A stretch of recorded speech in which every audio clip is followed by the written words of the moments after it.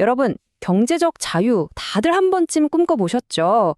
오늘 우리가 함께 파헤쳐 볼 책은요, 아마 재테크 분야에서 가장 유명한 책이 아닐까 싶습니다. 바로 부자 아빠, 가난한 아빠입니다.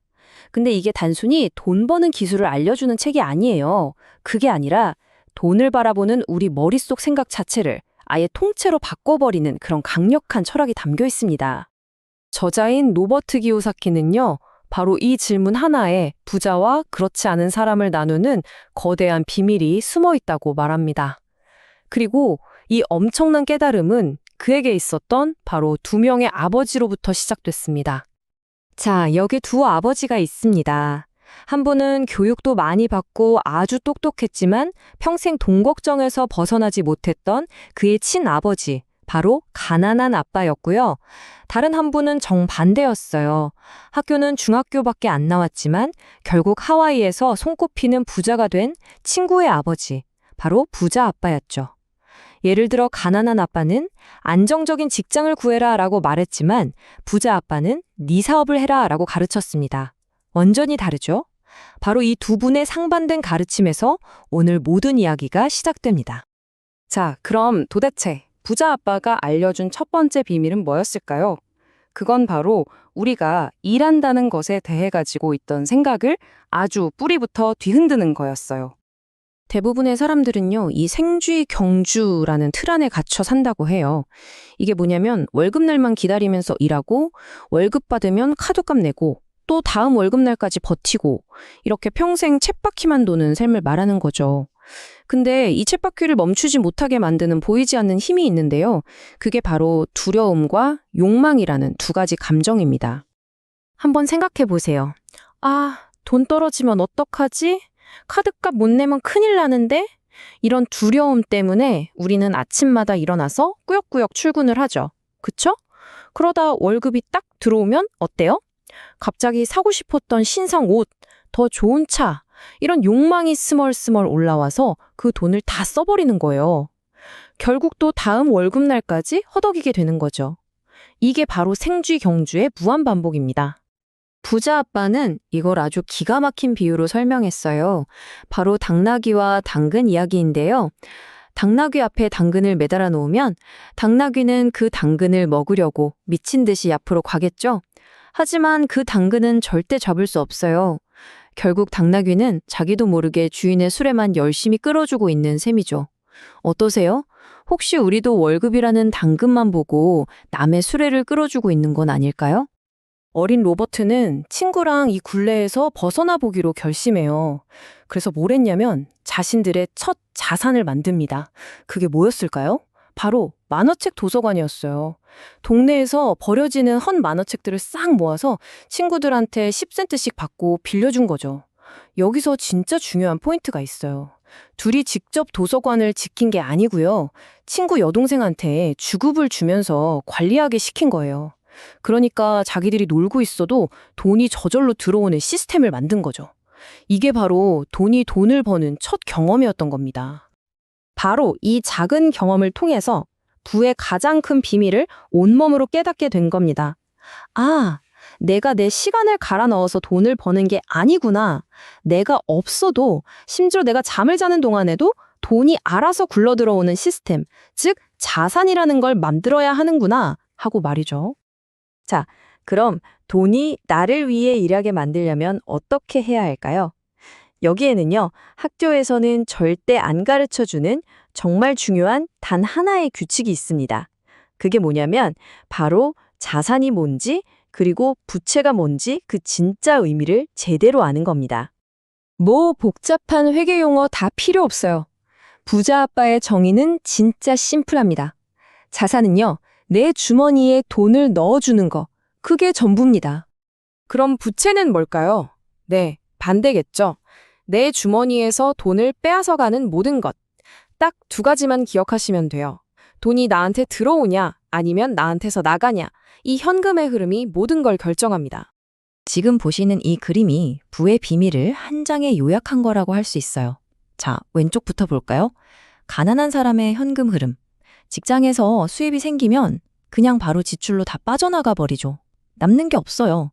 가운데 중산층은요, 월급을 받으면 집 대출금, 자동차 할부금 같은 부채를 사는데 돈을 써요. 그러니까 월급이 통장을 그냥 스쳐 지나가는 거죠.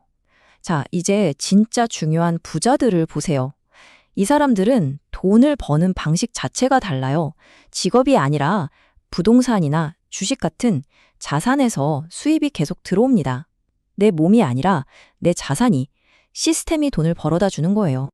아마 이 얘기를 들으면 네? 제가 사는 집이 자산이 아니라고요? 하고 깜짝 놀라실 분들 많을 거예요. 이 책에서 가장 논란이 되는 부분이기도 하죠. 근데 아까 말씀드린 현금 흐름의 관점에서 한번 다시 생각해 보세요. 내가 사는 집은 매달 은행에 대출이자 내야 하죠. 재산세 내야 하죠. 고장나면 수리비 들죠. 계속 내 주머니에서 돈을 빼가잖아요. 그러니까 부자 아빠의 정의에 따르면 이건 자산이 아니라 명백한 부채가 되는 겁니다. 부자들은 자산과 부채의 차이만 아는 게 아니에요. 거기서 한 발 더 나아가서 이 세상이 돌아가는 큰 시스템, 특히 돈과 관련된 게임의 룰을 아주 정확하게 꿰뚫고 있습니다. 그 게임의 룰이 뭐냐면 바로 세금과 법인입니다. 이 차이가 정말 어마어마한데요. 자, 보세요. 평범한 직장인은 어떻게 하죠? 돈을 벌면 국가가 세금을 먼저 싹 떼어가요. 그리고 남은 돈으로 생활하죠. 그쵸? 근데 법인을 가진 부자들은 순서가 완전 반대입니다. 일단 돈을 벌면요, 사업에 필요한 경비로 먼저 다 써요. 차도 사고, 식사도 하고, 사무실도 꾸미고. 그렇게 다 쓰고 나서 맨 마지막에 남은 돈에 대해서만 세금을 냅니다. 이게 바로 합법적으로 세금을 줄이는 부자들의 방식인 거죠. 결국 이 시스템을 나한테 유리하게 쓰려면 저자는 금융 IQ, 즉 금융지능을 높여야 한다고 말합니다. 금융 IQ가 뭐 별거냐고요? 딱 4가지예요. 첫째, 숫자를 읽을 줄 아는 회계. 둘째, 돈이 돈을 벌게 만드는 투자. 셋째, 세상의 흐름, 즉 수요와 공급을 읽는 시장. 마지막으로 방금 말한 세금 같은 게임의 룰을 아는 법률. 이 4가지를 알아야 진짜 부자가 될 수 있다는 겁니다. 자, 들어보니까 어떠세요? 규칙은 생각보다 간단하죠? 그런데 왜 우리 모두는 부자가 되지 못하는 걸까요? 그건요, 단순히 지식이 부족해서가 아니에요. 진짜 싸움은 머리가 아니라 우리 마음속에서 벌어지기 때문입니다. 우리 마음속에는 부자가 되는 길을 가로막는 5가지 큰 장애물이 있다고 해요. 첫째, 돈을 잃을까봐 시도조차 못하는 두려움. 둘째, 에이, 그게 되겠어? 하고 비꼬는 냉소주의. 셋째, 나 너무 바빠서 투자 공부할 시간 없어. 라고 핑계대는 게으름. 이런 것들이 계속 우리의 발목을 잡는다는 거죠. 그래서 부자 아빠는 아주 중요한 습관 하나를 알려줍니다. 앞으로는요, 저거 비싸서 못 사겠다라고 말하는 대신에 이렇게 질문을 바꿔보라는 거예요. 어떻게 하면 저걸 살 수 있을까라고요. 못 산다는 말은 생각을 딱 멈추게 만들지만 어떻게 하면 살 수 있을까라는 질문은 우리 뇌가 해결책을 찾도록 막 움직이게 만든다는 거죠. 정말 멋진 생각의 전환 아닌가요? 자, 그럼 좋습니다. 오늘부터 당장 뭘 시작해야 할까요? 부자 아빠가 알려주는 첫걸음 3가지가 있습니다. 첫 번째, 내가 왜 부자가 되어야만 하는지 그 이유를 명확하게 찾아내세요. 이게 없으면 금방 지쳐버려요. 두 번째, 아주 중요한데요. 월급 받으면 카드값부터 내는 게 아니라 무조건 나 자신에게 먼저 투자하는 돈부터 떼어놓으세요. 돈이 부족해지는 그 압박감이 오히려 우리를 더 똑똑하게 만들어줄 겁니다. 마지막 3번째, 이것저것 다 하려고 하지 마세요. 부동산이면 부동산, 주식이면 주식, 딱 하나의 공식만이라도 제대로 파서 전문가가 되라는 겁니다. 결국 부자 아빠, 가난한 아빠가 우리에게 던지는 메시지는요, 어떤 주식이 오를 거다, 어느 부동산이 좋다, 이런 기술적인 얘기가 아니에요. 진짜 핵심은 돈을 대하는 우리의 생각, 우리의 마음가짐을 완전히 바꾸는 것, 바로 마음의 혁명에 대한 이야기입니다. 자, 이제 여러분께 마지막 질문을 던져봅니다. 오늘 하루, 여러분의 돈은 여러분을 위해 일했나요? 아니면 여러분이 돈을 위해 일하셨나요? 이 질문에 대한 여러분의 대답이 앞으로의 인생을 결정할지도 모릅니다. 오늘 이야기는 여기까지입니다. 들어주셔서 감사합니다.